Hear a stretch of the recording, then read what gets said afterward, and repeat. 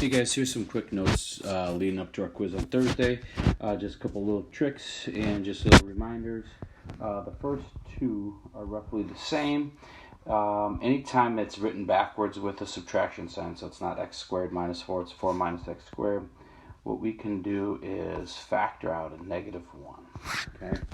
Factor out that negative 1, and what ends up happening is it's going to be negative 4 plus x squared, or if we flip that around, it's going to be x squared minus 4. So really, if you factor out that negative 1, it flip-flops the way we go. All right, and then we can keep factoring. This would equal negative 1, and then x plus 2, x minus 2.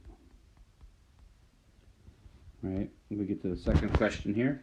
Same thing. It's written backwards, so I can factor out the negative, and then essentially switches the two around. All right, so just anytime that's written backwards at that negative sign, factor out negative 1, then it looks somewhat normal. All right, we go to this number 3, this fraction. All right, the negative is out front. We can treat that as the negative is up at the top if we'd like. So we can think of that as negative 5. And then same thing, it's written backwards on the bottom. So I'm going to factor out a negative 2 out of this. And that's going to turn into x minus 5. Right?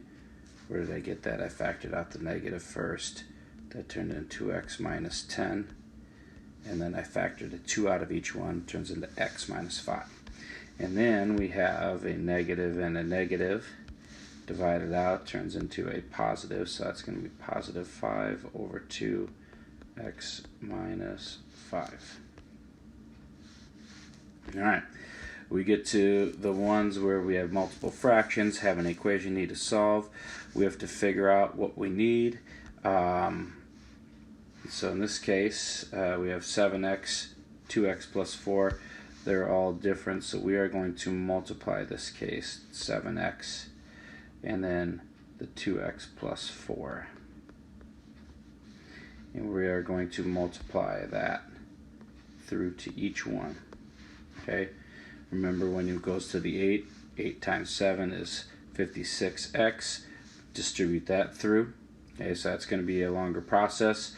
When you distribute this with this, the 2x minus 4's will end up, or sorry, 2x plus 4's will cancel out. So you have 6 times 7x, which gives you 42x.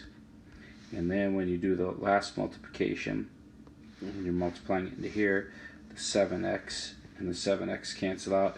You'll distribute the 4 into 2x and then plus 4.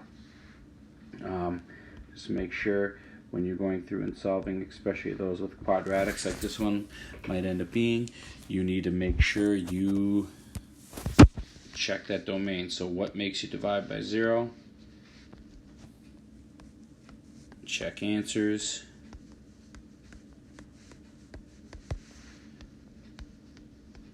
What divides by 0?